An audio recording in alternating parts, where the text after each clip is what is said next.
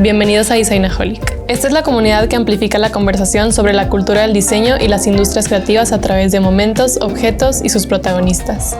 Bienvenidos.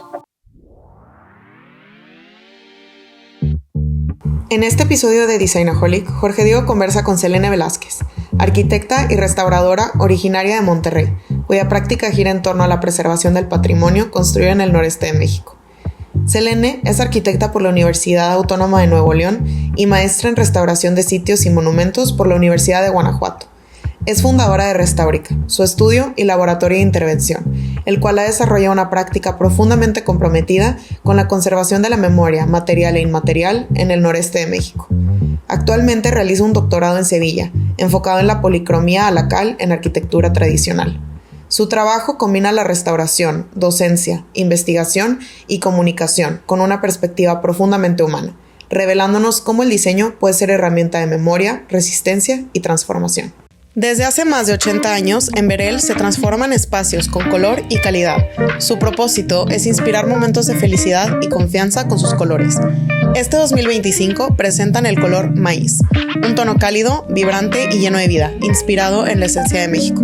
Porque en cada proyecto, en cada pared, en cada historia, Verel está contigo. Descubre maíz y llena tus espacios de color y emoción. Pinta con confianza, pinta con Verel. Bienvenidos a un episodio más de Designaholic. El día de hoy me acompaña una persona que hace un labor muy importante para nuestra ciudad y estoy muy emocionado que nos acompañe el día de hoy. Ya tengo varias temporadas buscándola. Selene Velázquez, bienvenida a Designaholic. Ay, muchas gracias, Jorge. También estoy muy emocionada de estar por acá. Ahora, para los que dicen, ¿qué es eso importante que hace Selene? Pues quiero que primero te presentes. ¿Cómo te presentas tú cuando vas caminando por la calle, conoces a alguien que seguro, conociendo lo que haces, más de una persona te ha de parar cuando estás trabajando en alguna fachada o en alguna obra para preguntarte qué estás haciendo? Tengo que confesar que sí, y es como muy extraño, pero a la vez bonito. Yo soy Selene Velázquez, soy una persona de Monterrey, soy norestense, soy arquitecta egresada de la Autónoma de Nuevo León, tengo una maestría que es justo ahí se va ligando con esto raro que hago, una maestría en restauración de sitios y monumentos de la Universidad de Guanajuato, y ahorita estoy haciendo una investigación sobre la policromía alacal en la arquitectura tradicional del Valle de las Salinas, que es la zona norte, por ejemplo, que comprende la zona metropolitana de Monterrey, y la estoy haciendo en Sevilla, en España, y es como por estancias doctorales. Entonces, ¿qué es lo que hago? O bueno, esa es como mi ficha técnica, por así decir, laboral, pero yo siempre les digo que solo soy una mexicana que toma fotos y que ama los totopos, porque es de verdad. Entonces, yo todo el tiempo estoy con una cámara o si no también con el teléfono, porque además estudio fotografía. Entonces, creo que gran parte de mi labor y de la vida y de cómo veo todo es gracias, por ejemplo, a la fotografía, ¿no? Claro, pero pues esa labor que platicaba yo, que lo veo muy importante y muy relevante, cómo se lo platicas a alguien en la calle. O sea, creo que también la palabra soy restauradora, yo no la asocio, pero se me hace que es como soy curadora. O sea, es como que la gente escucha esa palabra. Muy formal. Y medio puede entender la palabra, pero creo que hay poca gente que conoce a una restauradora. Te voy a decir qué es lo que hago en gran medida, y lo que hago, yo siempre les digo que es conservar la memoria. Okay. O sea, realmente a lo que me dedico es justo a conservar la memoria o a conservar las memorias, porque no podríamos hablar de una sola memoria, sino un objeto. Ahorita vamos a hablar desde como lo más pequeño, por así decir, hasta lo más grande. Un objeto es importante porque está vinculado a alguien. ¿Okay? Hay muchas maneras de que un objeto o de que una cosa valga, pero en este caso, hablando de herencias culturales o de patrimonio cultural, como le llama también la mayoría de las personas, y ahorita, si quieres, platicamos un poco de la diferencia entre patrimonio y por qué herencias culturales, pues nada, que realmente yo me dedico a conservar ese valor implícito que tiene un bien mueble o un bien inmueble. Que te digo, puede ser desde una pluma.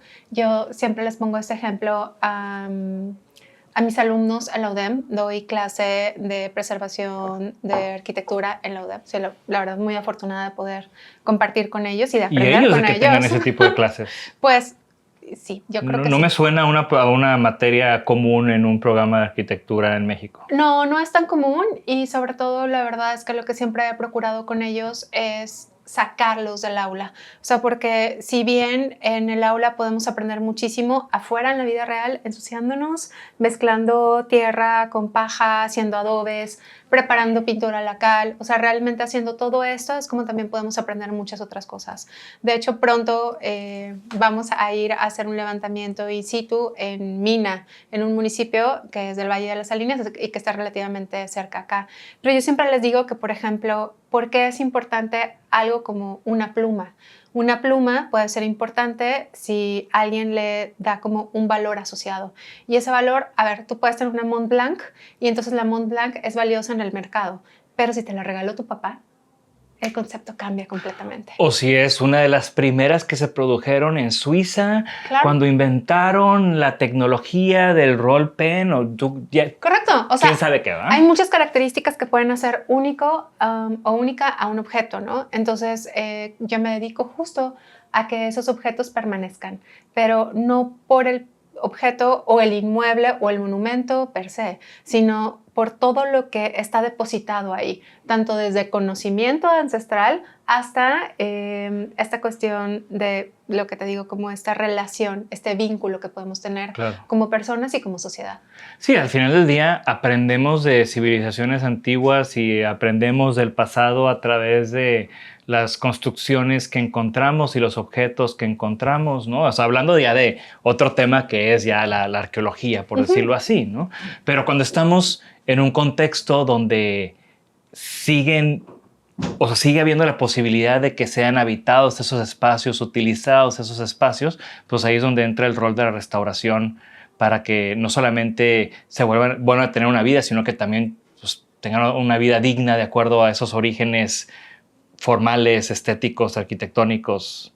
O sea, sí, pero me encanta y ahorita creo que, digo, para quien nos está viendo, ustedes a lo mejor podrán darse cuenta que empecé a hacer caras, pero estas caras que hago es porque hablaste de la arqueología y de los contextos arqueológicos y mucha de mi labor es hacer arqueología urbana o es hacer una arqueología inmediata, porque muchas veces también cuando hablamos de arqueología pensamos estos grandes basamentos prehispánicos o, bueno, podemos hacer arqueología de algo que sucedió hace 20, 30 años.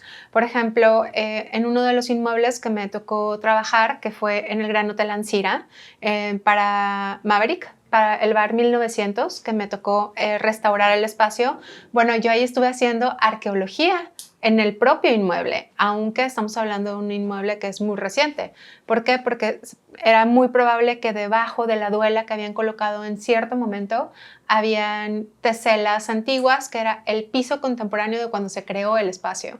Entonces, cuando empezamos a retirar ciertas secciones, que lo vamos haciendo como si fuera tal cual, como si estuviéramos excavando, por ejemplo, en un viñedo en, no sé, donde quieras en España y luego que de repente está el suelo de la época romana. Bueno, acá fuimos encontrando las teselas, pero hubo un momento, eso es muy divertido y la verdad es que me gusta mucho, es que había un pequeño cajoncito, Jorge, que en el momento en que retiramos la cubierta había una botella de Pepsi. Y vas a decir, Selene, pero por favor, ¿de qué estás hablando y qué tiene que ver con todo esto? La botella de Pepsi era de principios de la década de los 80. Entonces eso me ayudó a datar cuando hicieron la intervención de la duela. Exacto. Entonces estuvo increíble, o sea, porque una botella de Pepsi. ¿Por qué? Porque solo estuvo de cierta época a cierta época. Entonces todo, digo, a lo mejor vas a decir, uy, ya nos complicaste más así alguien te topa en la calle y te pregunta qué haces, ¿no? Pero justo ya pasamos esa pregunta. Bueno, no por eso. pero literal, o sea, todo lo que hago es observar, o sea, va vinculado a. Entonces también se puede hacer arqueología en esos espacios. Claro. ¿Y cómo es que llegaste, estoy haciendo como una regresión fuerte, cómo es que llegaste a este tema tan particular, ¿no? O sea, sé que estudiaste arquitectura, creo que primero nos puedes platicar, pues, cómo fue crecer en Monterrey. O sea, yo cuando conozco gente como tú, que su trabajo tiene tanto que ver con revalorar la historia de Monterrey, pues hay una conexión muy fuerte y me gusta preguntarles, pues, ¿de dónde viene esa conexión? ¿No? Si creciste con este interés, querías al principio hacer arquitectura de un tipo y terminaste encontrando esta otra rama, o primero cómo llegaste a la arquitectura, hablando de crecer en Monterrey, y cómo definiste este camino tan particular. Sabes que hasta hace relativamente muy poco tiempo me di cuenta que había llegado a la arquitectura desde niña. O sea, el tipo de arquitectura que yo trabajo y en la línea que me desarrollo va ligada a los sistemas constructivos tradicionales, porque van a haber arquitectos que buscan hacer conservación, por ejemplo, de inmuebles que están construidos con concreto o con técnicas muchísimo más recientes, y yo me voy directamente a la tierra cruda, a la tierra cocida.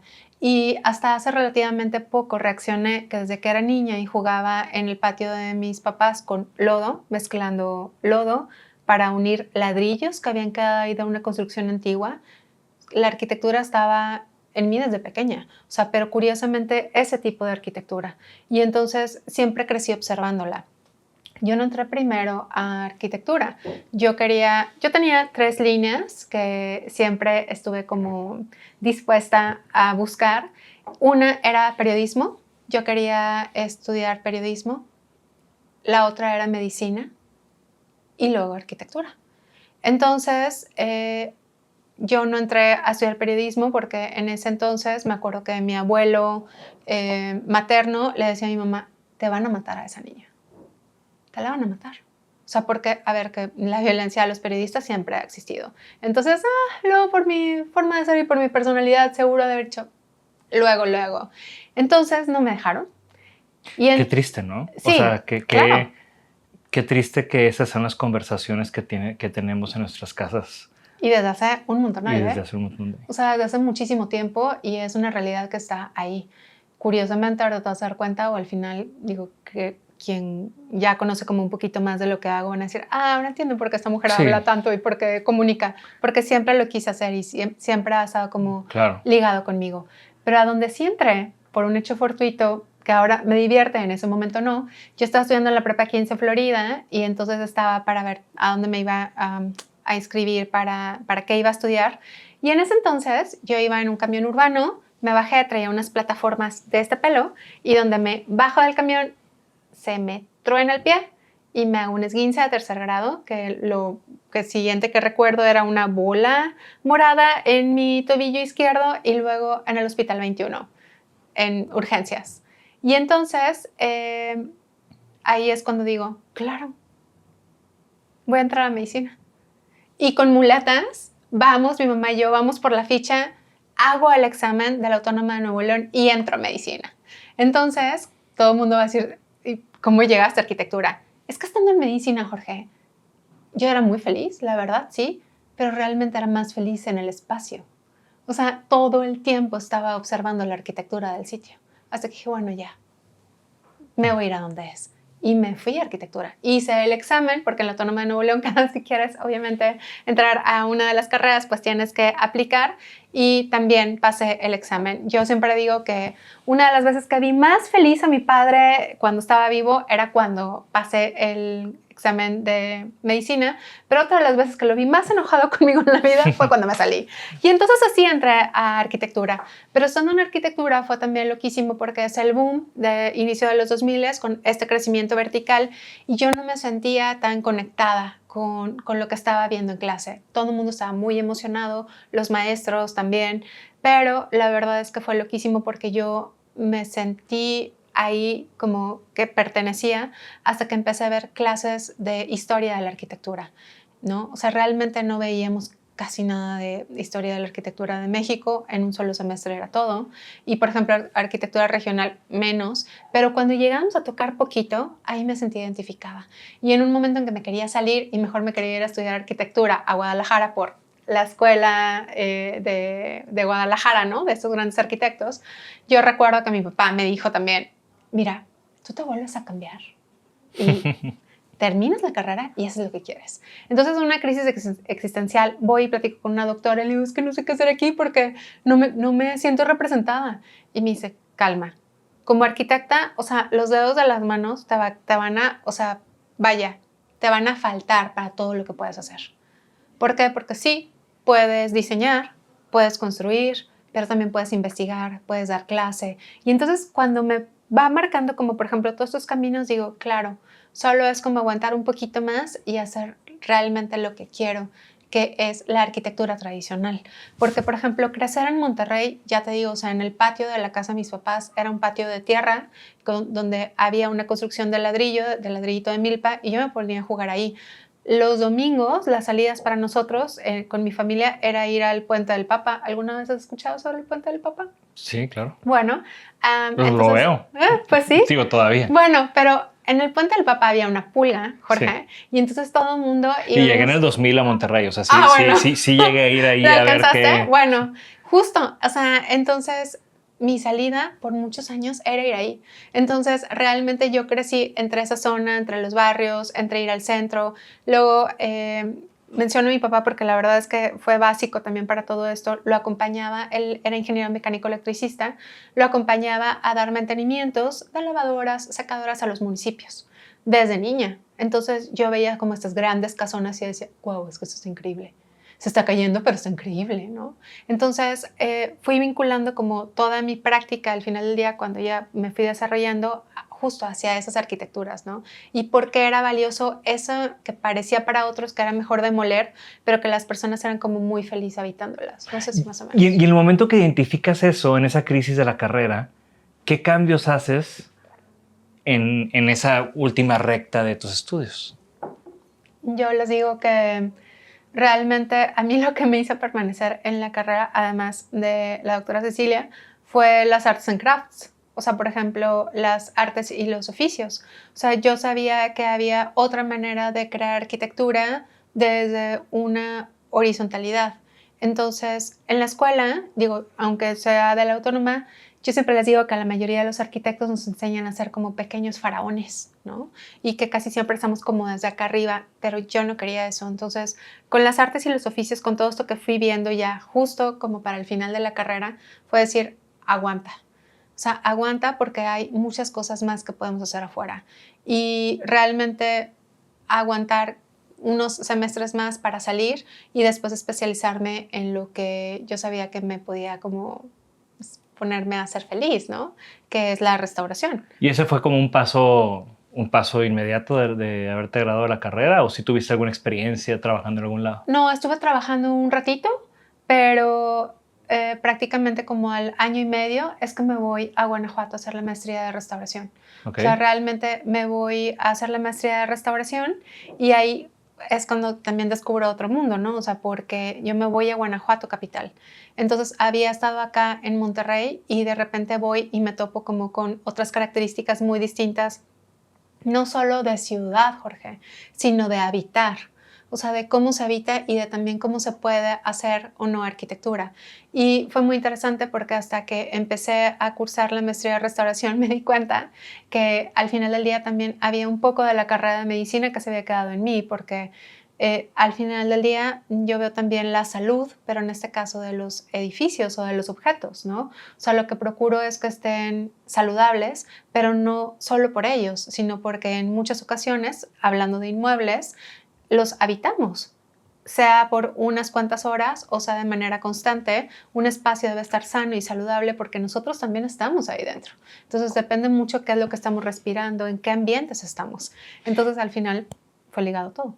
Oye, y me llama mucho la atención el tema de la maestría en restauración de sitios y monumentos, que te fuiste a Guanajuato a hacerla. Sí. Supongo que no hay mucha oferta de ese tipo de maestrías en México, ¿o sí? Hay pocas. Bueno, la más antigua es la Universidad de Guanajuato. Luego está en la ENCRIM, en la Escuela Nacional de Conservación y Restauración. Está en la UNAM, que yo también me quería ir a la UNAM, pero pues tenía que trabajar y la de Guanajuato era solo los fines de semana. La UNAM es todos los días.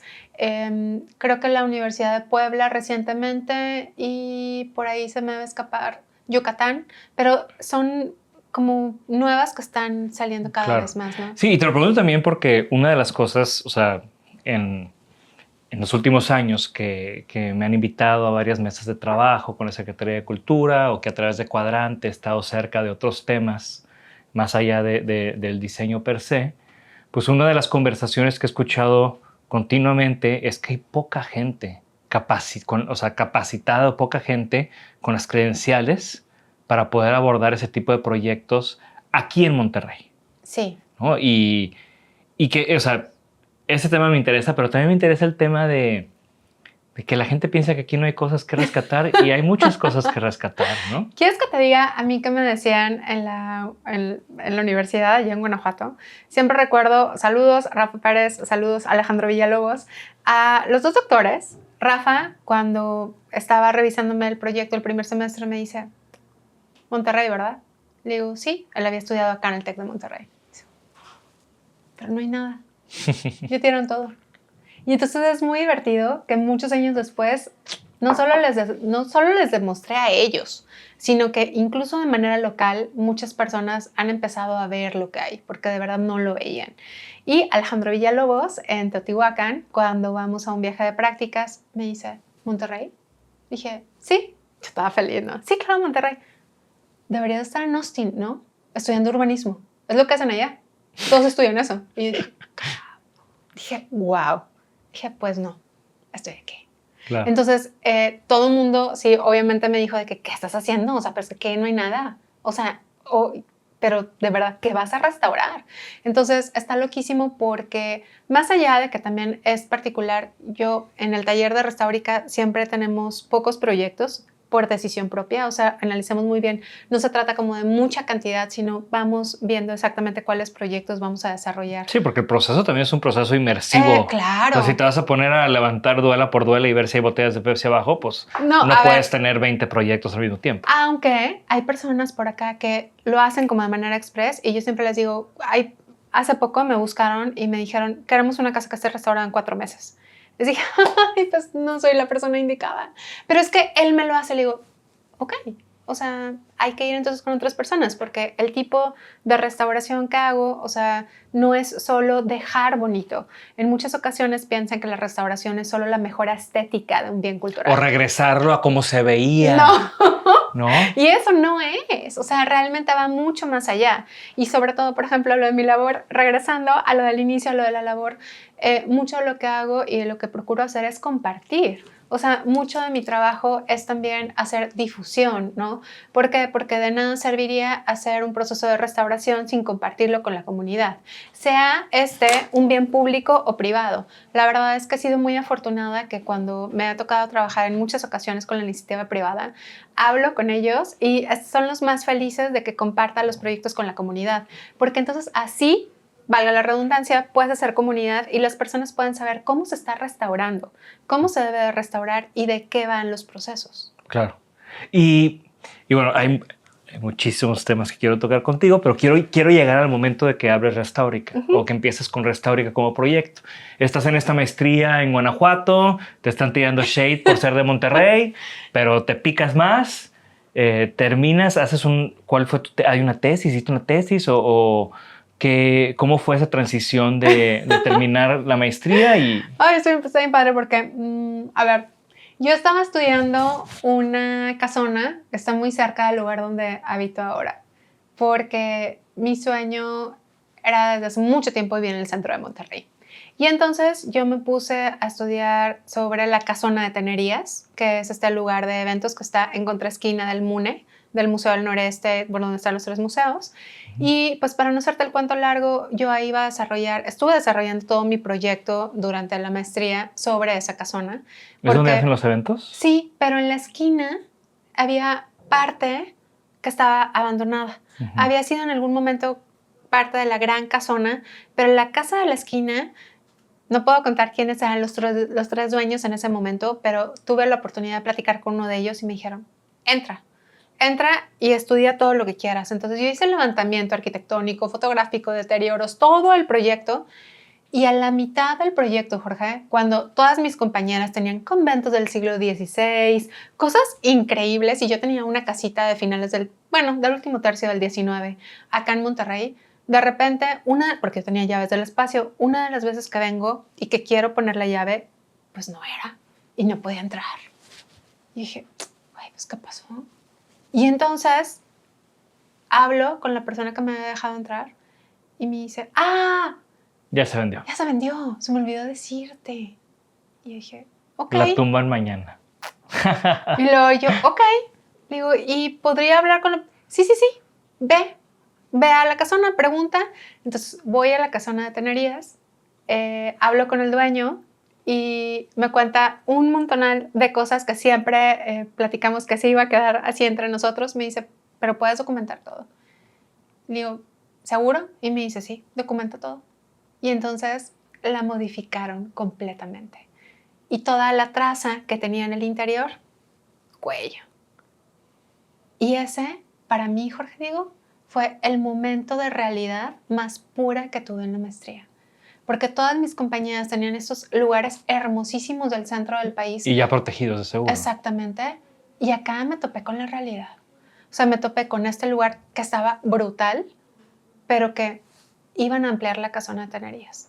Y ni modo, así iba a ser. Entonces, desde ese momento, supe cómo iba a ser mi práctica acá. Entonces, la verdad es que sí, claro que estuve varias semanas así como toda agüitada, que dije, es que ¿para qué estoy estudiando? O sea, así como que ya van a terminar tirando todo. Sin embargo, creo que ha habido una gran oportunidad de mostrar cómo se hacen las cosas. Yo no puedo decir, y la verdad es que nunca lo haría ni lo diría, que los cambios han sido, me refiero como en comunidad, por Restaurica o por lo que hay en Restaurica, pero al menos decirles que no usar ciertos materiales que no son tan compatibles con la fábrica tradicional, y ahora son como más conscientes y dicen, bueno, vamos a ponerle esta otra cosa.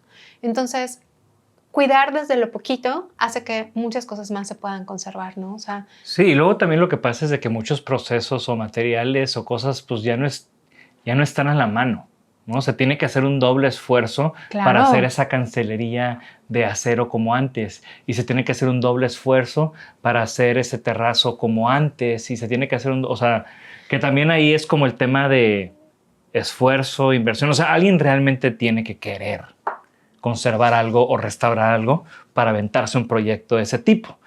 Con eso quiero llegar a un proyecto que no puedo llegar todavía porque no me platicas cómo empezaste con Restaurica. Ok. Ahí yo todavía estaba estudiando, pero termino no es cierto, estaba como a la mitad de la maestría y dije, pues voy a hacer una empresa de restauración. Y entonces... Muy regio de tu parte también. Es que espérate, Jorge. De hecho, la gente allá, y en ese entonces yo trabajaba con un restaurador, y me dijo, ¿qué? ¿Hacer una empresa de restauración? No. Eso no se hace, Selene.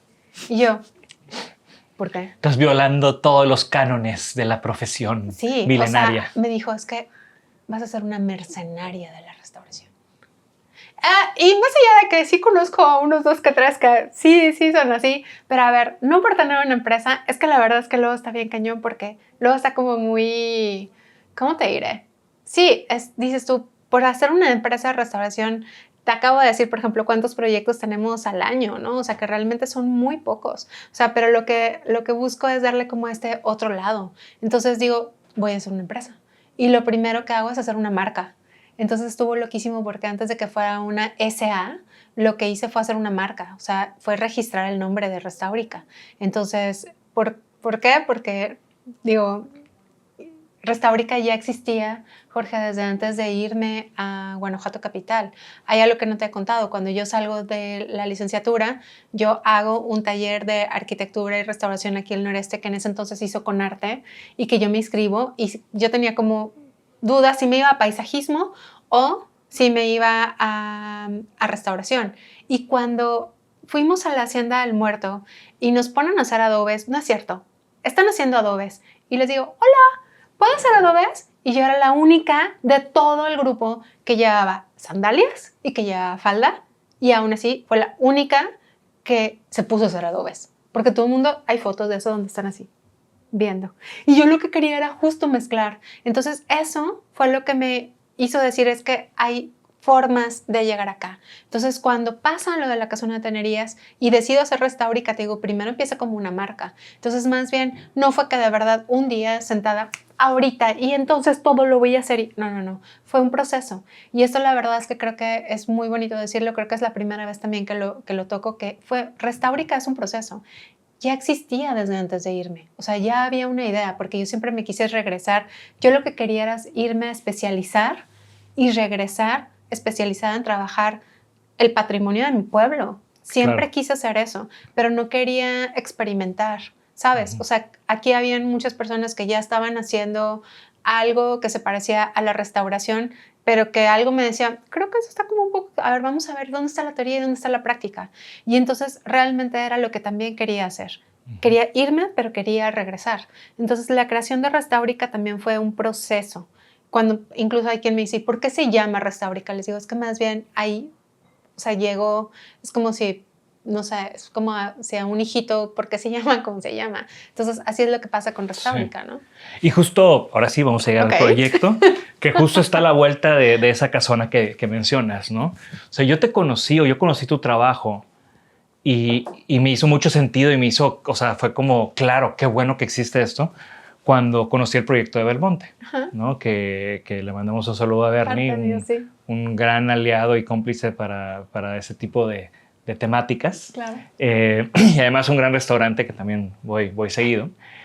Café Belmonte en el centro, en el barrio antiguo. No sé si ese cuadro todavía se considera parte del barrio antiguo, pero, o sea, yo como alguien que tengo 20 y tantos años en Monterrey y que me tocó la época de gloria del barrio antiguo para fiestas y para andar en la calle y así, pues me tocaba visitarlo y ver las fachadas y pues creo que todos entendemos que se protege de alguna manera. Estoy hablando así como los que no son especialistas en esto, pero creo que todo el mundo tiene una idea de que los edificios viejos se protegen, ¿no?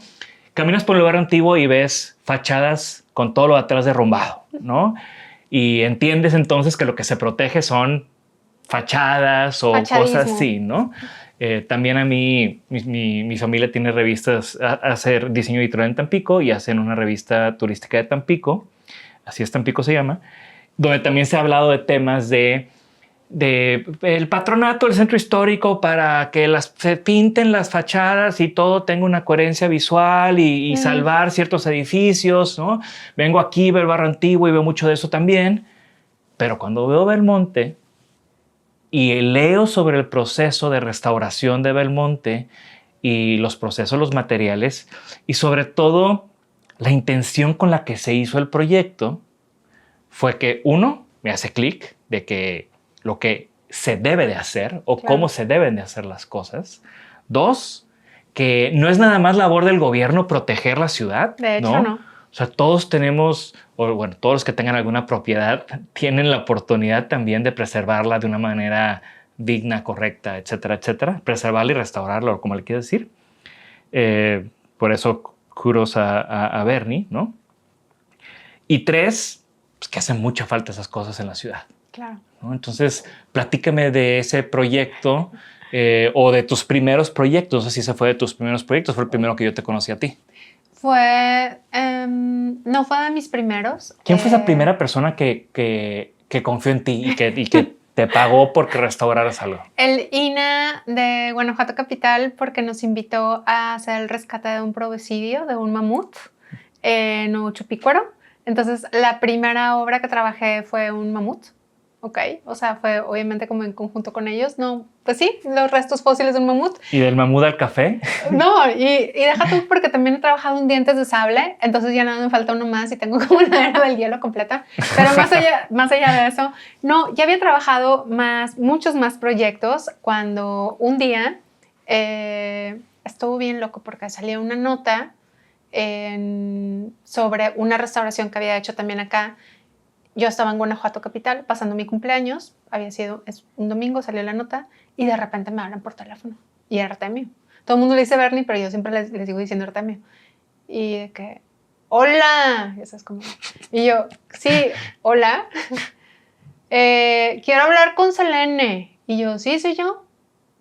Pero además pues vi el teléfono como de acá de Monterrey, ¿no? Y el acento de Bernie. Y el acento, sí, perdón, Artemio. Y luego me dice, pues tengo una propiedad que quiero que veas para ver si se puede restaurar. Y yo, pues ¿en dónde está? Y luego ya que me dice la ubicación, no, hombre, pues yo vivo por ahí. Y entonces había visto que habían sacado ladrillos. Y le digo, pues, o sea, pero has estado demoliendo, ¿no? Y me dice, bueno, no, solo hemos estado sacando unas partes que ven a verla. Le digo, estoy en Guanajuato, pero regreso la próxima semana a Monterrey. La próxima semana que regreso a Monterrey, Voy, lo conozco. Le digo, lo que pasa es que estaba en Guanajuato pasando mi cumpleaños. Me dice, ¿cuándo cumples años? Le digo, el 6. Yo cumplo el 7. Y le digo, ¿es en serio? Y entonces, desde ahí, porque creo que ya se pueden dar cuenta que me gusta mucho platicar. Entonces, empezamos a platicar. Y estuvo loquísimo de que me dice, es que yo tengo una visión para el centro. Le digo, ¿cuántos años tienes, Artemio? Era un huerco cuando lo conocí, o sea, yo lo conocí en el 2019 y entonces estuvo clarísimo cómo tenía él su visión de qué quería hacer con Monterrey y sobre todo que tenía la oportunidad y tiene la oportunidad de hacerlo. Y me dice, vente, vamos para que veas lo que hay, dime si se puede hacer algo. Le digo, claro que se puede hacer algo aquí. Le digo, entro. Dice, mira, también están ellos están trabajando como parte del mobiliario. Le digo, claro. Que era North Office, ¿no? Que son North Office, exactamente. Mi querido Germán. Sí, entonces le digo, de ley. Entonces me acuerdo que en ese entonces, por ejemplo, tenían unas ideas muy distintas de qué era lo que iban a hacer con el espacio. Les digo, espérenme tantito, o sea, vamos a hacerlo. Y fue una colaboración, la verdad, súper chida. Y entonces ahí también fue cuando me di cuenta que si no hubiera dialogado con ellos también, si no les hubiera explicado el por qué, no ponerle barniz al sillar, porque al sillar de caliche, por ejemplo, me acuerdo que me decía Artemio, dice, es que mira, le vamos a poner aquí que un barniz. Le digo, no, espérate, por esto y esto y esto. Entonces fuimos explicando, fuimos pudiendo también leer el espacio. Yo tengo una sección que tengo que retomar en Restaurica que se llama Leer la Ciudad. Y sobre leer la ciudad lo que hago es tomar fotografías de los monumentos y los empiezo como a desmenuzar, por así decir. Y aquí vemos esto, esto, esto. Y digo, es que podemos leer mucho del espacio. Hay que dejar los muros en gran medida como están. Entonces, a partir de eso podemos leer diferentes etapas históricas, volviendo a hacer esta arqueología del espacio. Ahí descubrimos que la casa, cuando nosotros entramos a Belmonte en el restaurante, es 1/3 de una gran casona. Estaba conectado tanto en la zona oriente como poniente y hoy está tapiado. Entonces, dejamos los muros así para que se pudiera leer. Hicimos un proceso de, voy a hablar muy técnicamente, anastilosis, o sea, un muro que estaba todo vencido. Le dije a Artemio, ¿esto lo podemos levantar? Me dice, ¿estás segura? Le digo, claro, podemos hacer cal, podemos. Entonces, estuvo interesante porque trabajé súper directamente con los maestros albañiles, les enseñé a cómo trabajar con cal, cómo hacer muchas otras cosas y estuvo increíble. Y fue un trabajo que trascendió la fachada. Uy, bueno, o sea, pero claro. A ese punto quería llegar, ¿no? Que no es nada más la fachada. O sea, porque también, no sé, a mí me tocó trabajar en el ahora extinto Museo del Centenario. Uy. Que bueno, no quiero meterme en ese tema, pero nos duele. Donde pues me tocó, pues no colaboré directo porque pues era un trabajo muy puntual de este muro y este muro los tenemos que preservar y aquí está el INA. Pero hiciste toda la museografía. Sí, hice toda la museografía, pero respetando y entendiendo el inmueble, entendiendo lo que se iba lo que se restauró, lo que se iba a proteger, y en base a eso pues hicimos una museografía freestanding porque había muchas cosas que no se podían anclar y demás, ¿no? Pero bueno, todo eso ya quedó en la historia. Pero justo eso, ¿no? Como siempre tenía esa interés, curiosidad de que no puede ser nada más el muro. A ver, Jorge, pero también has tocado aquí varios puntos bien interesantes. Esta cuestión de que trascendió también y sigue trascendiendo es por la difusión y por todo esto que se estuvo compartiendo con la comunidad. Y así es como te conocí. Y siguiendo, o sea, nada más como para insertar eso, ¿no? Como tu labor es importante por lo que haces, pero también por lo que comunicas, claro. Porque yo he aprendido muchísimo a través de tus redes, ¿no? Y todo el proyecto, ahorita que me dices lo del periodismo, pues me hace mucho sentido, porque siempre leí así tu proyecto, claro. Como un proyecto que no es nada más ejecutar, sino también es compartir, generar conocimiento y muchas herramientas que pueden utilizar, o sea, muchos otros arquitectos, diseñadores, gente que está al pendiente, pues puede aprender de este tipo de cosas a través de tus redes. Es que no tendría ningún sentido quedarme con todo el conocimiento. ¿sabes? O sea, porque al final del día justo lo que se busca es compartir. Entonces, me da gusto escuchar lo que me dices y lo que me compartes porque de eso va. O sea, de nada serviría yo mostrarte las fotografías del antes y después de una construcción ya restaurada porque se pierde mucho en el camino. O sea, no se trata, vuelvo al punto, no se trata solo de que algo esté bonito. Ahora, soy tan convencida de que las cosas están bien, de que por eso las abro. Cuando empecé a compartir todo esto, la gente me decía, pero es que ¿por qué compartes? Es que te van a criticar. Digo, bueno, es que justo aquí están los procesos. Este episodio es presentado por Atlas. Atlas es un estilo de vida dinámico, una tienda de diseño y coffee shop donde la creatividad y la comunidad se encuentran. Aquí convergen historias con personas y objetos, todo inspirado por el amor al café y el buen diseño. Conoce nuestro espacio en Avenida Bosques del Valle 106 en San Pedro Garza García o visita nuestra tienda en línea en atlasdesign.shop.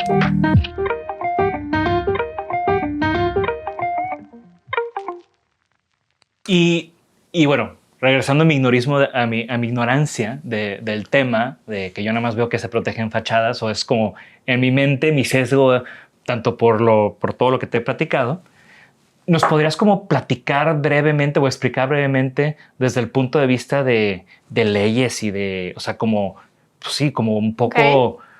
Como no, Jorge Diego, no nada más son fachadas. O sea, el INAH protege esto y esto otro lo protege tal cual. Okay. O sea, como darnos un panorama de lo básico que tenemos que entender en cuanto a inmuebles y patrimonio cultural. A ver, yo siempre les digo que hay una frase que me gusta mucho que inventé que dice que dejar el cascarón no es hacer conservación. Entonces, si solo vas a hacer fachadismo, que por cierto es muy de regios. A ver, no muy de regios que solo lo hagan acá, pero luego es mucho de que justo nada más lo que se ve hacia afuera, ¿no? Pero aquí lo importante es conservar el interior, porque la partida arquitectónica de los espacios nos dice cómo se habitaba antes. Claro. Y eso es lo que buscamos. Y hay más objetos y más detalles dentro de esos espacios que nos dan mucho más información de cómo se vivía. Por supuesto. O sea, ¿de qué serviría demoler todo para nada más dejar una fachada? Pues de que te dan el permiso de construcción. No, o sea, digo, entiendo que esa es la lógica. Pues ahora lo que están haciendo es incluso conservar las cosas completas, pero haciendo moles gigantes y enormes. Sí, o como sea, la torre de Reforma, ¿no? Que está ahí la casita sola abajo y el edificio arriba abrazándolo. Y eso está pasando también acá. O sea, que es uno de los lugares de los que me buscaron y yo les dije, perdón, es que no, ¿cómo te diré? No comulga con lo que hacemos en el taller. Claro. O sea, realmente no significa, digo, hay arquitectos que me dicen, por lo general arquitectos, que soy muy ortodoxa y les digo, es que no se trata de ser ortodoxa o no, porque volviendo a la cuestión de la conservación y la restauración, a ver, ok, las fachadas, claro, podemos hacer un mejoramiento urbano, de imagen urbana, ¿no? En algunos espacios, pero vuelvo al punto y son como ejemplos muy duros pero reales. Imagina a alguien que está muy enfermo o muy enferma y que solo los maquillas. Claro. Pero que no haces nada por el interior o no haces nada porque estén sanos. Es lo mismo con los espacios. O que ya están muertos y nomás le dejaste la carita ahí. Exacto, es que no. Ahora, tampoco se trata de restaurar una o dos casitas y dejarlas hermosas y hacer torres verticales enormes para romper con el contexto barrial. Claro. O sea, al final del día, la conservación o restauración va más allá. Y seguro en este momento dirán, bueno, Selene, entonces ¿quieres que vivamos como a principios del siglo o qué? ¿20? No, tampoco. Lo que buscamos es un equilibrio. O sea, eso es lo que deberíamos de. Ahora, sobre todo de que quién conserva qué. Uy, es buenísimo. O sea, los básicos de qué tenemos que entender para poder tener una conversación, para yo no sentirme ignorante la siguiente vez que platique de esto y nada más entienda que se protegen fachadas. O sea, no, y me queda claro que algo básico, porque si no se podría hacer como una serie de podcast. A ver, ok, tú tienes una casa. Y la tienes acá en San Pedro. Y la casa es de principios del siglo XX. Pero es de adobe. Tienes muros de adobe y tienes muros de sillar de caliche. Porque tengas esos muros, pero sea del siglo XX, no necesariamente la tienen que cuidar el INAH. Okay. Y seguro también van a decir, uy, Selene, entonces vas a dejar que menos cuide el INAH. No. El INAH, por ley, cuida los inmuebles que estén o monumentos de 1899 para atrás. ¿Ok? Incluido lo prehispánico, incluido lo paleontológico. Todos los monumentos históricos, hay una ley, ¿ok? Eso es lo que está protegiendo el centro histórico de Tampico y el centro histórico de todos lados. todos esos edificios que tienen más de 100, bueno, ya son Ya 120 son más, años o 120 y tantos años, exactamente. el INAH los protege. Los debería proteger. Ok. Porque deberían de tener, realmente para que los proteja, debería tener como tú una declaratoria y deben de estar en sus catálogos, ¿ok? Ok. Entonces, porque si no, pues imagínate, también no habría presupuesto que... Entonces, si yo tengo una casa me voy a poner ahí como a hacer preguntas No, mensas, tú ¿no? hazlo, yo Si yo encantada. tengo una casa de 150 años, pero pues nadie sabe, ¿no está catalogada? Pues porque crees que ya no tenemos nada en Monterrey, porque crees que volviendo a hacer nada, y ahora sí me está saliendo el acento, o sea, porque Sí, crees... gracias por ese acento, porque fue perfecto para dramatizar que estamos hablando de Monterrey. Es que sí, a ver, porque crees que cada vez tenemos menos construcciones, Claro. porque obviamente hay muchos... Sí, y esto es real. Y nunca ha habido un foco, o sea, regresamos igual en Guanajuato, pues ha habido un foco por preservar, por cientos de años, por preservar esa joya que de centro histórico que hay. Aquí también es una joya, pero es otro tipo de joya y es una joya tal vez más nueva, Claro. ¿no? Con menos años, pero no menos importante, porque Justo. preservar es también hablar de preservar la identidad. Exacto, solo somos distintos. O sea, realmente solo, digo, más allá de que obviamente se ha demolido muchísimo y ahorita que me dices, bueno, entonces si yo tengo una casa de ese entonces y no hay nada legal, pues ¿por qué crees? Vuelvo al punto que se están haciendo todas esas atrocidades en el centro. Y para lo que pase después de 1899. Okay, ahí va, eso es algo bien interesante. Para eso existe el INVAL, el Instituto Nacional de Bellas Artes y Literatura, que ellos tienen bajo su resguardo los monumentos artísticos. Pero por monumentos artísticos tenemos, por ejemplo, en Monterrey, el Faro del Comercio y el Horno 3 y creo que nada más. Pues el arco, ¿no? El arco ahí de... No está declarado monumento. ¿Cómo? No está declarado como una declaratoria de monumento. ¿Y quién hace esa declaratoria? Es que todos esos son los temas que a mí me confunden, ¿no? En este caso, la presidenta. Antes los presidentes. Ok. O sea, hay en algún momento que, a ver, por ejemplo, la Casa Estudio Luis Barragán en la Ciudad de México, pues no solo es patrimonio de la humanidad. Es patrimonio de UNESCO. Sí, por eso te digo, no solo, pero no solo es patrimonio de la humanidad, sino que obviamente pues también de manera local, pero tiene una declaratoria. Y eso es importante porque también supongo que eso también como unlocks apoyos para la misma para la preservación del mismo, ¿o no? Sí, o sea, obviamente existen estos candados, pero también existen apoyos. Entonces, si acá nosotros tuviéramos más, no sé, vamos a hablar de inmuebles religiosos. Y no me voy a Dolores, mi amorzote, porque pocas personas a lo mejor lo pueden conocer, después hablamos de Dolores, pero vamos a hablar de La Purísima, que estamos hablando de un inmueble de 1946, Premio Nacional de Arquitectura por Pelón de la Mora, que para poder crear La Purísima tiraron un templo del 18, por ejemplo, un barroco, pero yo siempre les digo, bueno, al menos es Premio Nacional de Arquitectura, ¿no? Empezando mal, dices. Pero, por ejemplo, hay muchas personas... Para los que no conocen Monterrey, La Purísima es como esta iglesia sí. modernista. O sea, si yo te quiero hablar de modernismo en Monterrey, te voy a llevar a La Purísima. Claro, porque además la Purísima... También, digo, para que haya un poquito más de contexto, es justo la mezcla entre arquitectura y escultura, ¿no? O sea, tenemos esta gran fachada con las esculturas de Herbert Hofmann Isenburg, que es egresado de la Bauhaus, y que pocas personas lo saben y que nos tocó trabajarlas en algún momento también ahí en el taller, ¿no? Pero, bueno, no en el taller, sino que fue gracias a Conarte, pero que restauró y que los trabajó. Pero a lo que voy es que, por ejemplo, si alguien dijera... ¿Se puede tirar La Purísima? Pues no se puede tirar porque ya hay muchas cuestiones detrás que la protegen, que es la comunidad. ¿Me explico? Entonces aquí lo interesante es que por ley no hay nada que la proteja como tal. Entonces, ¿qué lo tiene que proteger? La comunidad. Pero entonces, ¿cuál es la función del INVAL? Lo que pasa es que está sobre todo concentrado, está más concentrado en la Ciudad de México. Sin embargo, aquí hacen mancuerna con el INAH. Por ejemplo, ahora que les contaba del Gran Hotel Ancira, es el Gran Hotel Ancira. Entonces también todo el mundo pensaría que a lo mejor tiene una declaratoria de monumento como tal. Aquí le decimos que es un monumento, pero una declaratoria de monumento como tal no la tiene. Aún así, una, porque es medio ñoña, pide los permisos. Entonces, por ejemplo, cuando a mí me tocó trabajar en el bar 1900 para Maverick, o sea, yo fui al INAH y les digo, yo sé que este edificio es del siglo XX y sé que aquí en Nuevo León y en Monterrey no hay una oficina del INVAL, pero sé que ustedes pueden tener un diálogo y un vínculo. ¿Ustedes pueden llevarlo? Sí. Y entonces así el INAH, desde aquí, la oficina que está en el obispado, puede tener un diálogo con el INVAL. Y el INVAL también protege, pues el Faro del Comercio tiene 40 años, sí, sí. tiene menos de 50 años. Sí, es de los 80s, exacto. Ajá. Y eso también lo puede proteger el INVAL. De hecho, lo protege el INVAL. Ok. ¿Estamos? Entonces, el INVAL... Aunque no tenga oficina aquí. Aunque no tenga. Porque tiene unos ojitos que es el INA.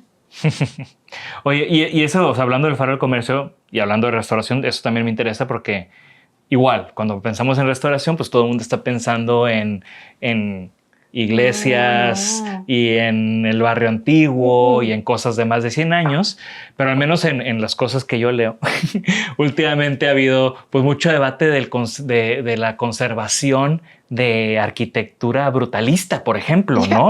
Yo la amo. Y que la están tumbando por todos lados, sí. ¿no? Que pues porque ya no es funcional hoy en día, porque respondía a condiciones posteriores a la Segunda Guerra Mundial, etcétera, etcétera, ¿no?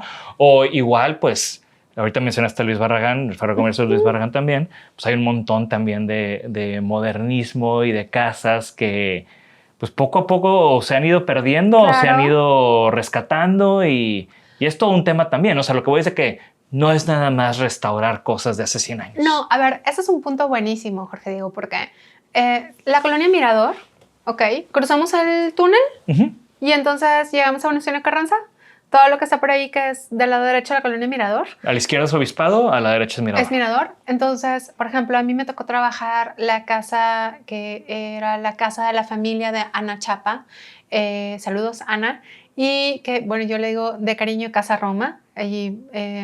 Entonces, estamos hablando de una casa de la década de finales de los 30 y que ganó el Cali de Cristal por restauración en la Bienal pasada de Arquitectura. Y estamos hablando de una casona que ya es del siglo XX. Entonces, ahorita ese ya lo entregué, pero que también estamos hablando de una casona que se restauró de la década de los 50, 60 en la colonia Roma por el TEC de Monterrey. Entonces, ese tipo de arquitectura obviamente también se puede conservar. Que hay un montón. Hay montones. O sea, no se tiene que conservar justo como lo sacro, o sea, o estos grandes monumentos. Todas las casonas que tienen limestone que se acabaron ahí cuando hicieron el TEC. Ay, el TEC. Bueno, ¿qué te puedo decir? O sea, el campus del TEC es y era más una belleza, ¿no? Entonces, el propio campus, porque los propios campus realmente también se pueden y se deben de estar conservando. Hay algo bien interesante y que me gustaría hacer como la anotación. La restauración es una medida emergente, Jorge Diego. A ver, la restauración, yo siempre les digo que las restauradoras entramos cuando la conservación preventiva ha fallado. Ok. Y por conservación preventiva, digamos mantenimiento. Ok. Y es igual con uno. Entonces, a mí siempre me gusta hacer como estos ejemplos, sí, personales en el sentido de si nosotros nos dejamos, vamos a caer en el hospital. Bueno, es lo mismo con los restauradores. Entonces, los restauradores no deberían de llegar, sino que debería haber una conservación constante de lo que sea. Porque si bien ahorita, claro, a ver, luego lo que puede ser muy sonado son estas grandes restauraciones que se hacen desde gobierno, pero yo siempre les digo, imagina que se tirara todo lo demás y que nada más quedaran estos grandes monumentos. ¿En dónde estaría la identidad de los espacios? ¿Dónde estaría la identidad barrial, la identidad de las ciudades? ¿Y esa casa Roma se va a habitar? Sí, se va a habitar. Que luego esa es la otra. Yo creo que también, ahorita que hablábamos de Monterrey, todos los problemas que hay en la ciudad por la dinámica social, histórica, etcétera, etcétera, etcétera, también es ese tema, ¿no? O sea, como que creo que aquí la gente está menos acostumbrada a habitar espacios antiguos. O sea, si tú estás viviendo en París, muchísima gente vive en apartamentos que tienen 200 años, ¿no? Y en Ciudad de México hay mucha gente que vive en edificios que tienen ya casi los 100 años, ¿no? O sea, como que siento que aquí en Monterrey todo el mundo quiere vivir en lugares nuevos y nuevos y nuevos, ¿no? Y falta más como esfuerzo de revalorar y rehabitar de alguna manera honrada esos espacios que ya tienen muchos años. Hace un par de años di una conferencia que se llama Restaurar para Rehabitar. O sea, porque al final del día muchos de los espacios que me han tocado también restaurar es para que vuelvan a ser habitados por familias o por personas. Y creo que acá no lo hacen solo porque no han visto tantos ejemplos, Jorge Diego. Sí, la mayoría, digo, espero pronto poder mostrar las imágenes de Casa Chapala, que es como se llama el proyecto que está ahí en la Colonia Roma. Cuando vean esos espacios, o sea, van a decir, bueno, 1000 veces mejor eso que, lo siento, un departamento, ¿no? O sea, sí hay otras formas de habitar las ciudades. Y es una forma, la restauración es una forma muy bella de trabajar arquitectura de manera sustentable, porque los espacios ya están construidos. O sea, al final del día es reutilizar esos espacios que ya estaban ahí. Y no es casualidad que el Pritzker de hace un par de años fue un despacho que justamente su trabajo se trata totalmente de eso, ¿no? Que son... Se me olvidó el nombre ahorita en este momento. Yo soy muy mala para el nombre del servicio. Lacatón y Basal, para no quedarnos ahí con el dato mal. Entonces, ya que hablamos de todo esto, ahora quiero hablar de tu proceso. O sea, te marca, pues no digamos Bernie, que seguro ya te marcó varias veces, pero te marco yo y te digo, oye, Selene, pues voy a abrir tengo esta propiedad en el barrio antiguo o... A ver, ¿qué colonia de Monterrey me gusta? En el Obispado. Tengo esta casona en el Obispado que me heredaron. No es cierto, pero me encantaría que esa fuera la historia. No sé de qué año es. Vente a dar la vuelta. ¿Cómo es tu proceso de que analices la propiedad a que ya le estás interviniendo? ¿Cómo es tu proceso de trabajo? Creo que de las primeras cosas que hago cuando voy a conocer los espacios es preguntarle también cuáles son sus tiempos, porque la restauración es algo que es de paciencia, o sea que hay procesos que no puedo apresurar.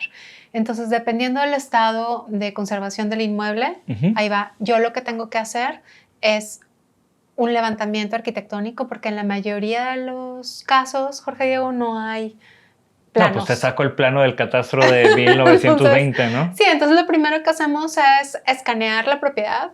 Escaneamos todo, hacemos un levantamiento arquitectónico, un levantamiento de deterioros. El levantamiento de deterioros lo que nos dice es en qué condiciones se encuentra el espacio y a partir de ahí hacemos una propuesta de intervención. O sea, primero hacemos todo un proyecto ejecutivo o anteproyecto, como a mí me gusta llamarle, pero bueno, realmente es como un proyecto ejecutivo antes de tocar el inmueble. Hay veces que hay personas que me dicen, quiero restaurarlo ya. Digo, es que no me puedo saltar antes la investigación y la documentación. ¿Por qué? Porque yo te voy a decir un número. E imagínate que ese número al final del día se van 3 veces más porque yo no te hice primero ese proyecto ejecutivo. Claro. Entonces hay que hacer un proyecto ejecutivo. Yo necesito las bases, la información previa para después saber qué es lo que voy a ejecutar. Y a partir de ahí ya se empieza a hacer el proceso en obra, ¿no? Ya empezamos a restaurar. Pero primero es toda una investigación. Y ya tienes la investigación, ¿qué sigue? Ejecutar. O sea, más allá de los permisos, por la investigación, yo estoy planteando aquí que ya tengo los permisos, porque como que ya se descarta. O sea, la verdad es que yo siempre lo hago, por ejemplo, en la casona de Ana Chapa, del Mirador, que a lo mejor sería el caso. En este caso de tu casona heredada del Obispado, a lo mejor no está protegida. Pero como quiera, es mi deber, desde mi taller, desde Restaurica, ir al INAH y decir, hazme una carta donde no está protegida. O si sí está protegida, ¿cuáles son los lineamientos que debo de seguir? Entonces, a partir de eso, ya siguiendo o que esté protegida o no, entonces ya empiezo con la ejecución. O sea, lo primero que tenemos que hacer casi siempre es cambiar todas las instalaciones. O sea, todas las arterias de la casa están por sin ningún lado. Entonces, empezamos desde lo que no se ve y al final son los acabados. Eso quiere llegar. Bueno, todo mundo se desespera porque quiere verlo ya. Siempre les digo, tengan paciencia. O sea, porque realmente para que algo sea funcional, vuelvo al punto, lo que buscamos en Restaurica siempre es que sea funcional. No estamos buscando solo que sea bonito, que tú toques el muro y que digas, qué lisito, qué increíble.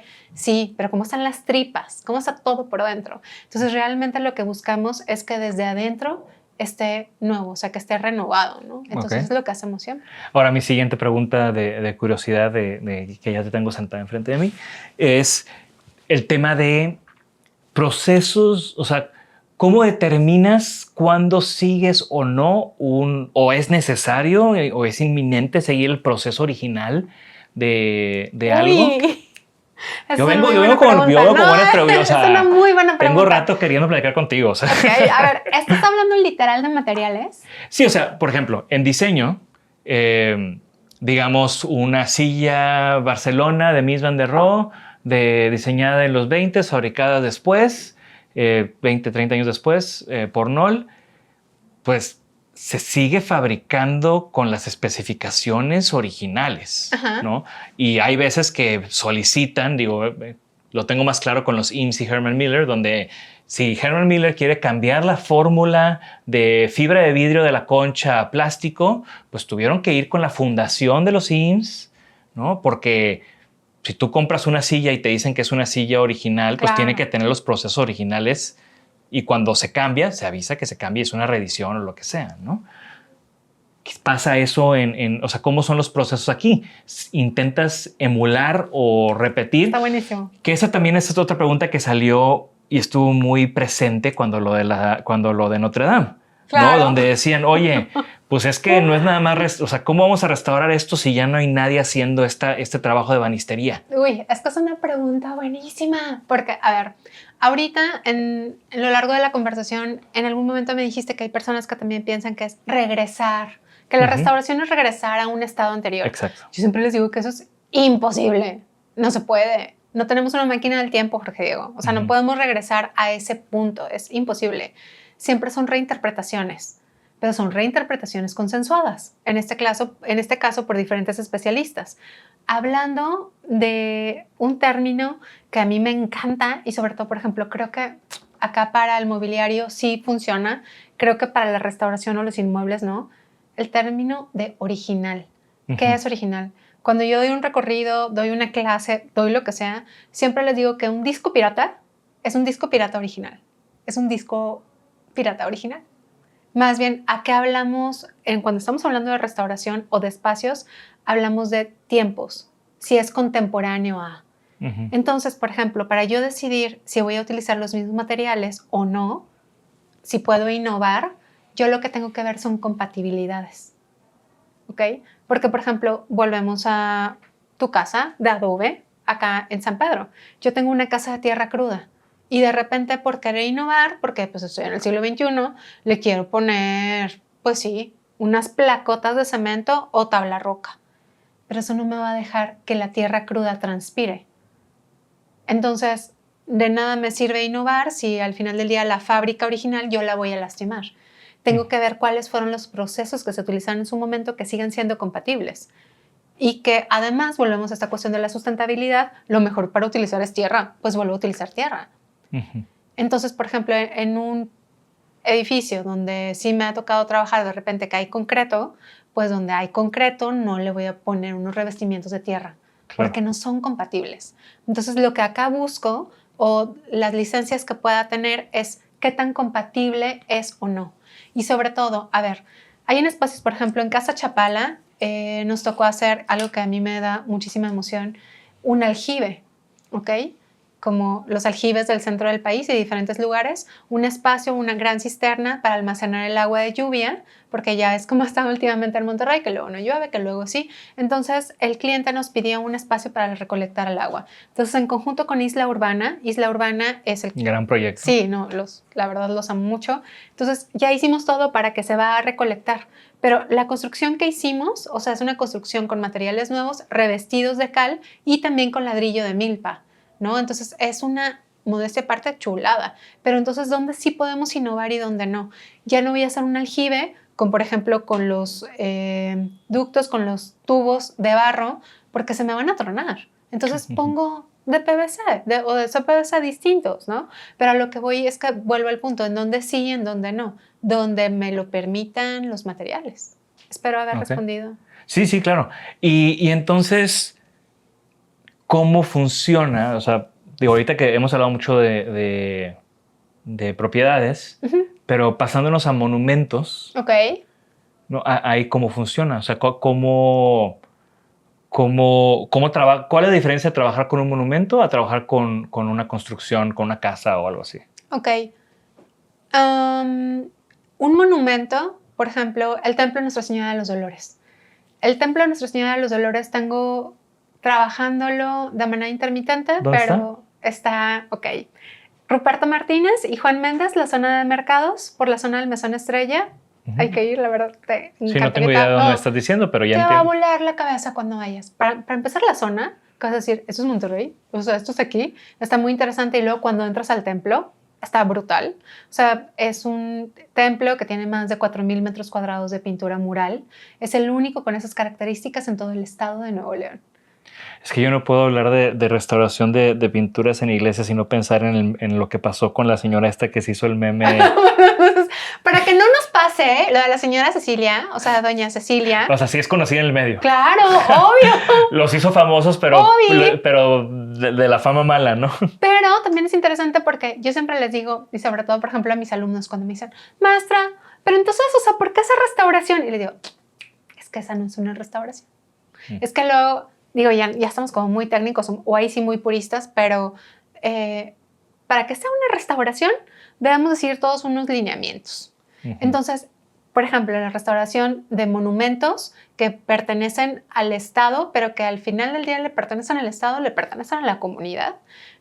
O a la iglesia. O a la iglesia, pero a lo que voy es, siempre, al menos en Restaurica, tenemos el mismo respeto, por aún así sea un gran monumento como Dolores, o sea, una casa como por ejemplo Casa Chapala.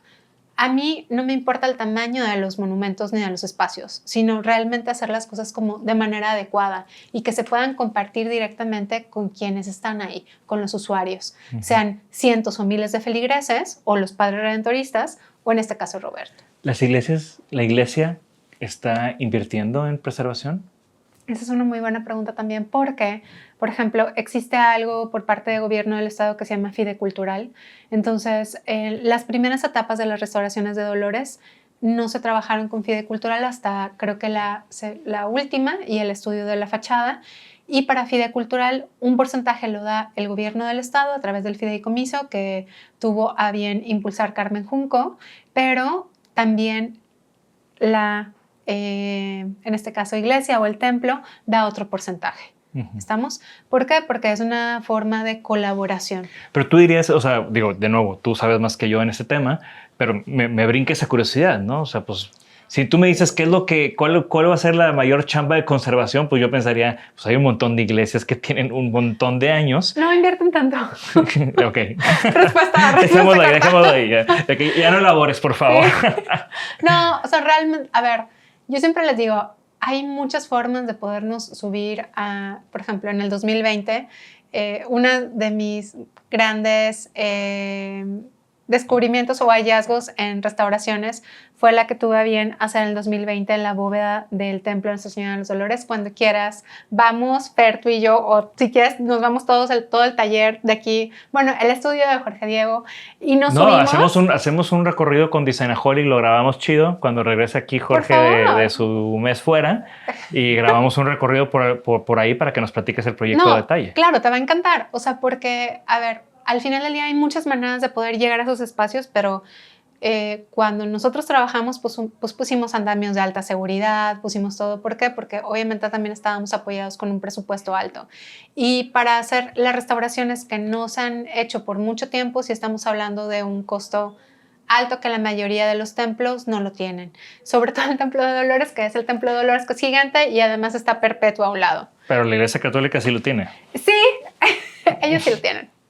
No, allá. Pero bueno, ahí queda. Sí. ¿Cómo? Sí, ya platicamos de monumentos, ya platicamos de casas, de restauraciones privadas, con gobierno y demás, ¿no? Pero no hemos platicado de lo que mencionabas al principio, ¿no? Que hay una gran diferencia entre patrimonio y herencia. Ok. Quien ha estado escuchando, que espero que nos sigan escuchando por acá en el podcast, han escuchado que en varias ocasiones he mencionado a mi papá. Y esto a mí me quedó bien claro, Jorge Diego, cuando se murió. Está loquísimo. Patrimonio, o sea, la etimología de la palabra es la herencia del padre. ¿Estamos? Entonces, obviamente, eso ya tiene mucho tiempo cambiándose, no la etimología de la palabra, sino la forma en cómo llamamos al patrimonio cultural. Porque al hablar de patrimonio cultural, estamos dejando fuera las herencias que nos dieron también las madres, las abuelas. O sea, por patrimonio cultural, por etimológicamente la palabra, estamos hablando solo del padre.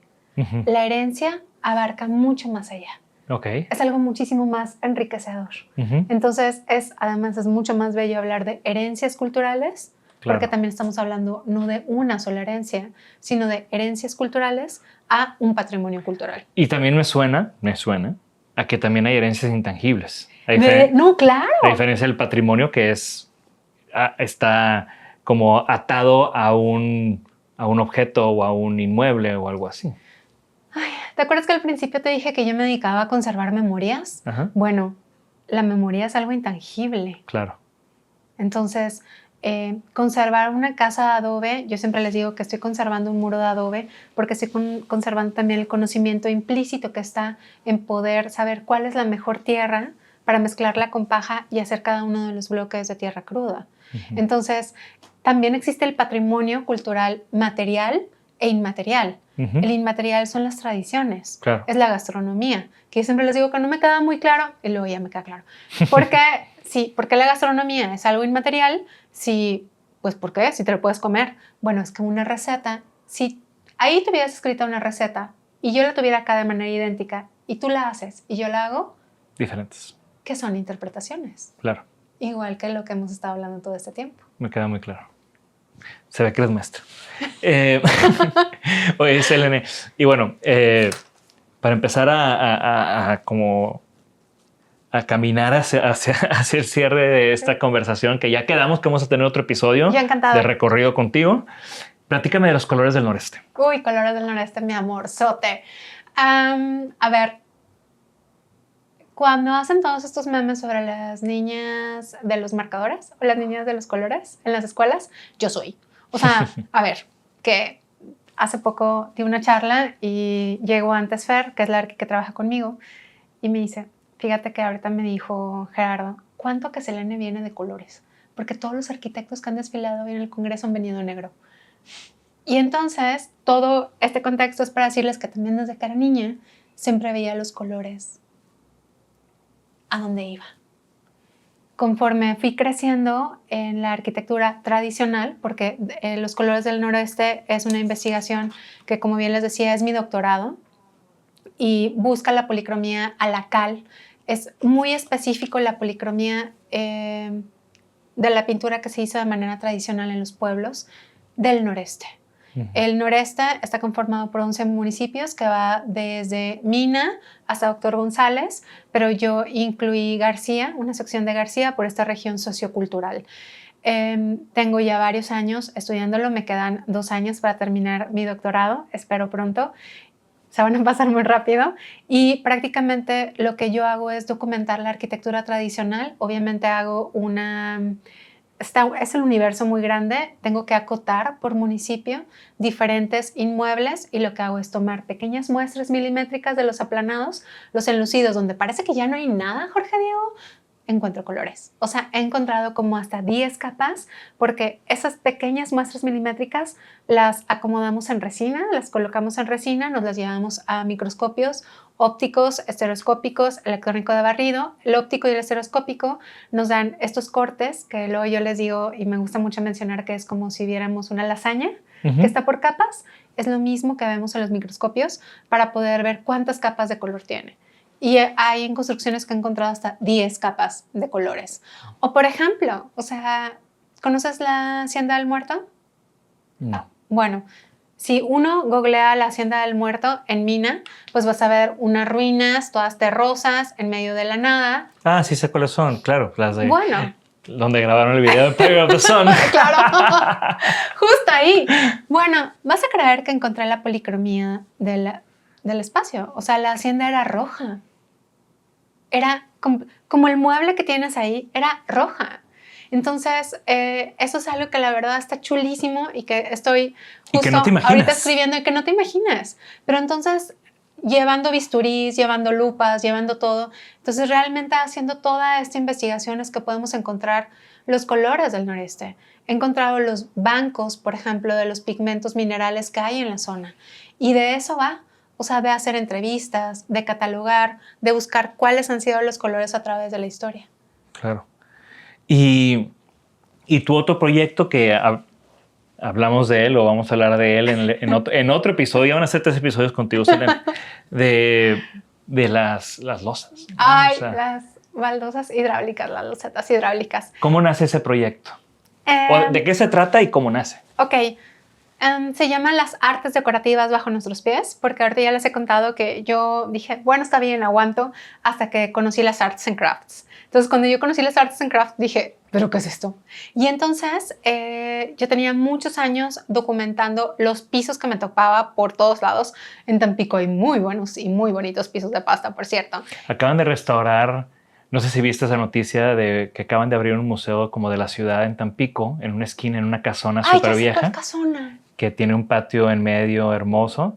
Esa casa era de mis tatarabuelos ¿Es en serio? y ahora es un museo. Mi mamá está fascinada porque ella pasaba veranos completos ahí en esa casa y no la he podido visitar todavía. Oye, pero ¿no los entrevistaron? ¿No entrevistaron a tu familia para como que hubiera ahí un pequeño museo? pues yo creo, digo, al final no sé, nos han ido al museo, no sé qué información tiene dentro, pero de seguro mencionan. Dios, mi mamá tiene un montón de fotos de esa casa en blanco y negro de ella chiquitita y así, ¿no?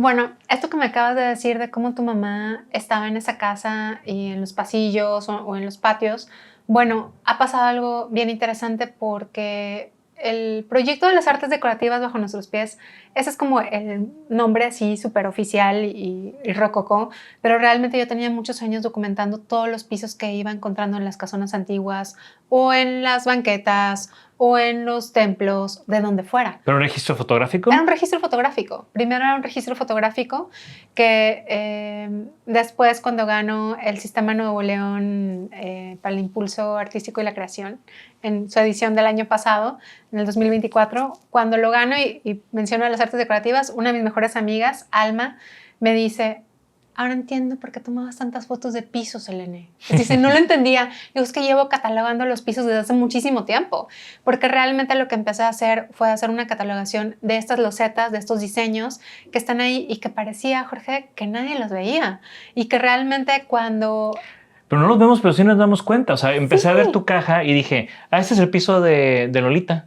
¡Claro! De la banqueta de Lolita. Sí, exacto. ¿No? Y, sí, y lo he visto en un montón de lados más. Y luego ya me platicaste que es un piso muy común, de un taller muy común. Pero, por ejemplo, esto, y lo voy a ligar otra vez, por ejemplo, con esta casona en la esquina en Tampico, que ahora es museo.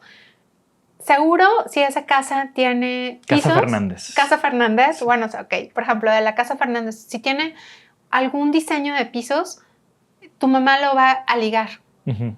Y muchas veces, por ejemplo, lo va a ligar con su infancia y con ella misma, de nuevo, con estas memorias.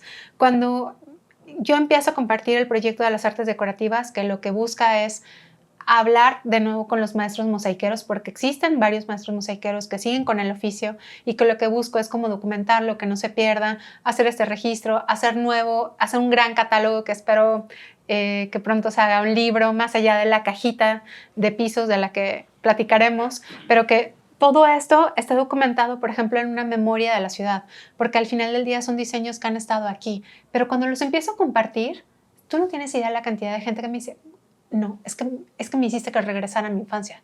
O sea, porque ese diseño estaba en la casa de mis abuelos. O es que esa banqueta yo pasaba cuando iba, y entonces está bien padre porque vuelvo al punto. O sea, no se trata solo de dibujar pisos bonitos, sino lo que están ahí. Claro. Más allá, obviamente, del oficio y de hacer toda esta investigación histórica que está detrás y que digo, la primera fábrica comenzó a finales del siglo XIX en Monterrey, ¿no? La primera fábrica de pisos de pasta acá en la zona. Uh-huh. Entonces, realmente tiene como toda una historia. Y sí, obviamente son pisos que están con muchos diseños y súper coloridos, porque yo también lo digo de manera recurrente a la mayoría de las personas o muchas personas que nos dedicamos al diseño y a la construcción le tienen miedo al color, ¿no? Entonces, antes había una explosión de color por todos lados, en el piso, en los muros, en el cielo, y de repente pareciera que todo se quedó blanco. Uh-huh. Pero los colores están ahí, o sea, realmente es solo de empezarlos a buscar, los diseños, las formas. ¿Y esos diseños los convertiste en esta caja que son impresiones en risografía? En risografía, hermosas, con los diseños. Claro. Una hasta tiene hoja de oro. Claro, así ¿no? es. ¿Y es como un objeto coleccionable? ¿O cómo lo describirías al objeto?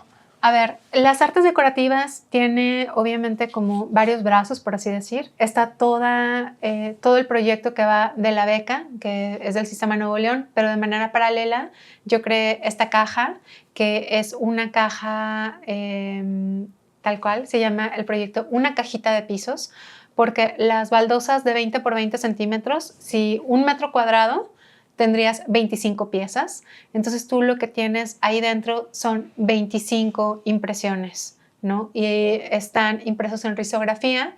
Vas a encontrar primero 10 tapetes o conjuntos que hemos estado documentando en la ciudad y después 15 diseños individuales que uno de ellos, como bien dices, tiene aplicación de hoja de oro de 23 3/4, hoja de oro fina o verdadera, como le decimos. Y es bien interesante porque la caja roja, que es un objeto coleccionable, tiene la impresión del waffle o de la típica banqueta que podemos encontrar no solo aquí, sino también en Tampico, en Saltillo, en Guanajuato.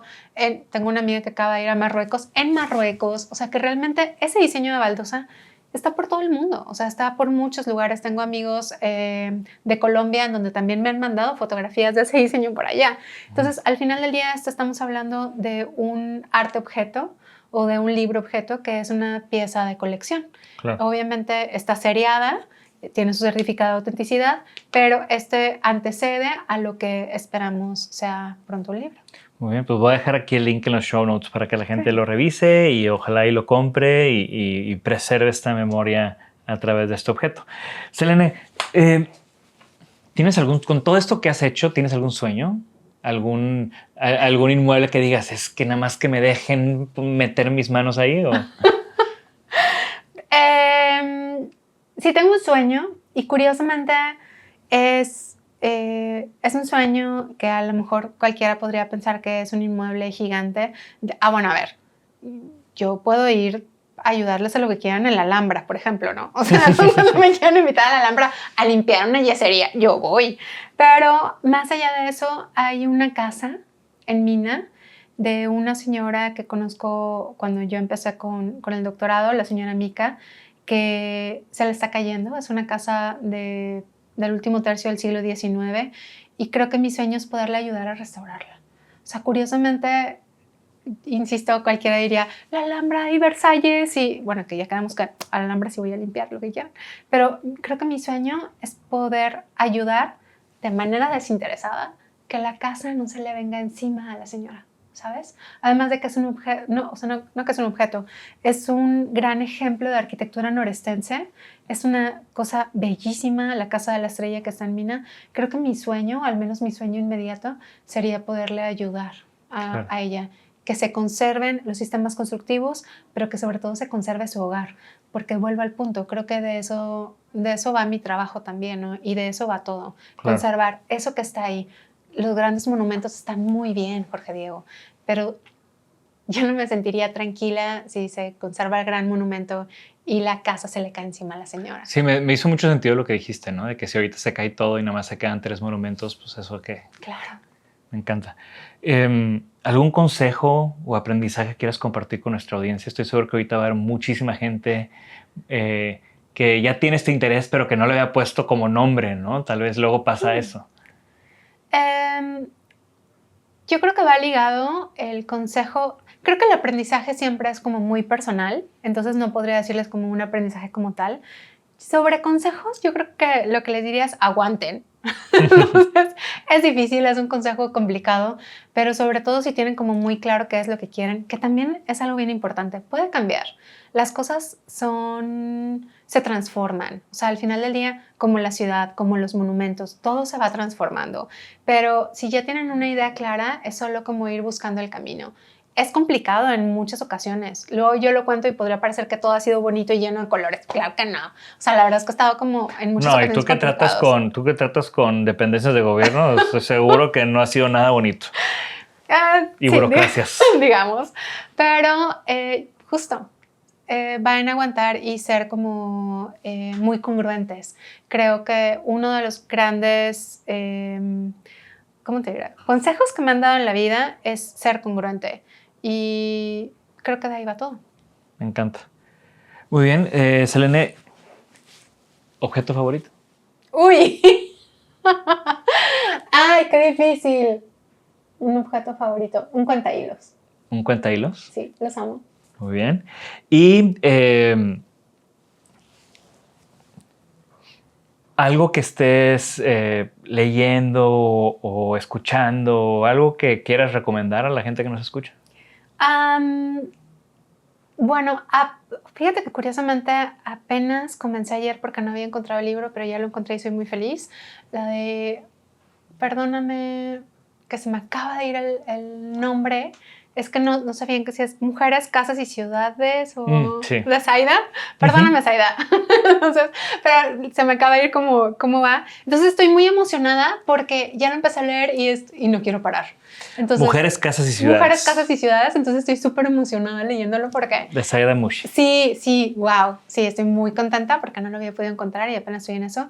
Y de música, o sea, yo siempre comparto de que solo hay algo que nos salvará y es la música. Entonces, no escucho una sola cosa, escucho toda la música posible. Es bien difícil hacer esa pregunta con música porque ya no te puedo preguntar cuál es el último disco que compraste. No. O sea, yo estoy como en loop todo el tiempo con música, todo. Me encanta. Siempre. Selene, pues 1 de 3, ¿no? Porque ya tenemos otro episodio de Pisos y luego vamos a hacer otro episodio más con un recorrido que seguro va a estar muy bueno.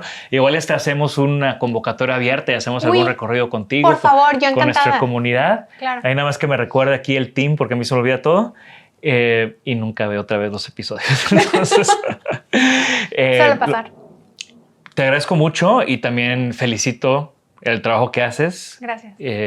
Hay poca gente haciéndolo y justo por eso me interesaba mucho platicar contigo porque creo que es importante que más gente lo esté haciendo y es importante que más gente le dé la importancia a conservar, a preservar y a valorar, ¿no? Nuestra historia a través de los inmuebles, las propiedades, los objetos, lo que quieras, ¿no?